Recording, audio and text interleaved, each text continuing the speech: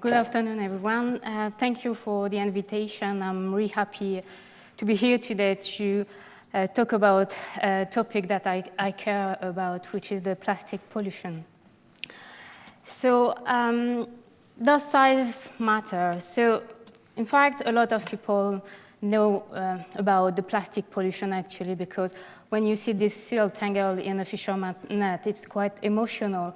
So the first impact of those plastic litter in the ocean is this physical damage that we can see. But more than 10 years ago now, some scientists highlighted that those plastic litter that we found in the ocean fragmented in very small sizes, so below 5 millimeters, what we call now microplastic. So those microplastic has been shown to impact, for example, the reproduction of bivalve in the ocean, or even can be transported in the food web.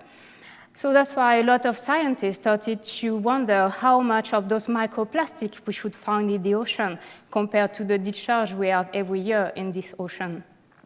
And they realized that about 12% of those plastics were missing. And we started to hypothesize that the fragmentation doesn't stop and might go further to reach nano sizes particles below 1,000 nanometers, so below 1 micron. So those particles are invisible. We can't see them compared to microplastic that you can see. So it's a very huge analytical challenge for scientists to track those nanoplastics. And we received this year a report saying that the least plastic litter study is those nanoplastics, but potentially is the most hazardous, and we don't know yet. So the first origin of those nanoplastics are produced by the manufacturer to use those nanoparticles for very specific purpose in cosmetic or in biomedicine. So they are composed by several kinds of polymer that we can manufacture. But the second origin is this fragmentation of the plastic litter we have already in the ocean. And if we look at the composition in the worldwide of the plastic produced, about 50% of those plastics are produced as polyethylene and polypropylene polymers. But if we were wondering, do we focus just on those two polymers to have a risk assessment of this new pollutant in the ocean? But we realized that looking at the microplastic in the ocean, the polymer detected are more spread. And if you look here, you have the PET, and you probably know that because you see that on all your bins. And it's the polymer used for your plastic bottle and represent a quite important part in the plastic detected in the environment. So the first approach that we had in the field was to go on fieldwork to collect those microplastics around the world and sailing the seas for that. But it's quite difficult to target a specific place because we need to understand where those pollutants are. And when you see the large scale of the ocean, it's a large dilution effect. So it's like looking for a needle in a haystack, basically. But those work was really useful because we were able to provide a concentration for those microplastics, which is quite low here. But you can see that the smallest particle that we can detect actually is over 5 micrometers. So when we are talking about nanoplastic, it's invisible. We can't detect them, and it's impossible to have an assessment in the environment about this nanoplastic. So we started to predict those concentrations for those smallest particles using those concentrations for microplastic. As we can't use those natural samples to assess the potential risk of those nanoplastics, so the people started to do ecotoxicology tests to look at impact and laboratory-based experiments, and those color lines are those experiments performed. And if you look at the concentration expected here compared to what we produce in the field, we are far from the predicted concentration. So the community started to say that we can't alarm the population saying that there is a big risk of those nanoplastics if we are not able to have a real risk assessment, so looking at the real environmentally realistic concentration. So I decided to tackle this very difficult question. I did use the radioactivity for that. So if you remember, Marie Curie was one of the pioneers of using the radioactivity. So using those very, very small radioactivity amount that I can introduce, for example, here in the polystyrene by the red star, I can label directly the carbon backbone of those plastic.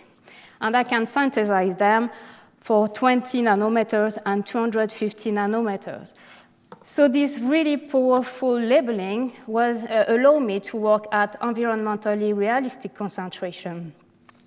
So that's why I decided to expose a commercially important bivalve that we like to eat during Christmas or every time, so the scallops.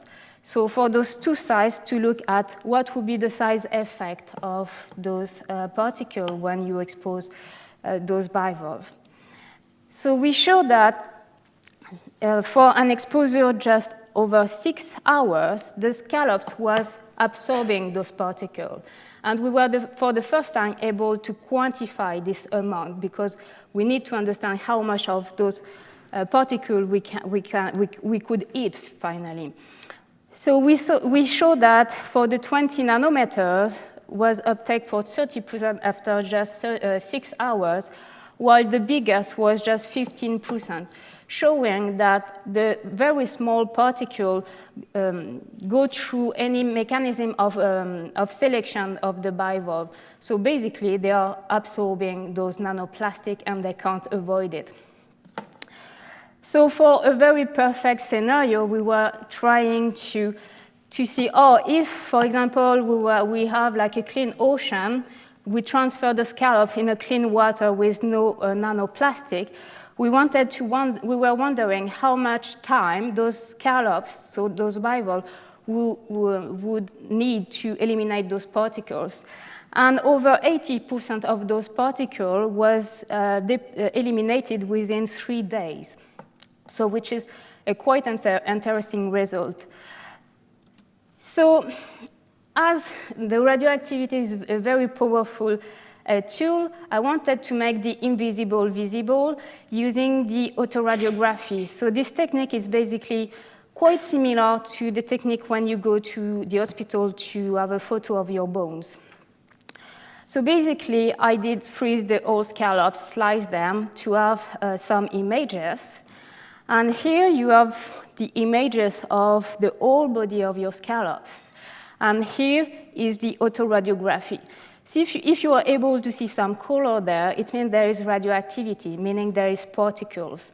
You don't need to be scientists to see that you have the exactly same image and the photo, so meaning that the particle was spread through the whole body of your scallops, meaning that they reach even the muscle, because in general, when you are talking about contaminants, the fisheries like to remove everything except the muscle because it's a quite safe organ.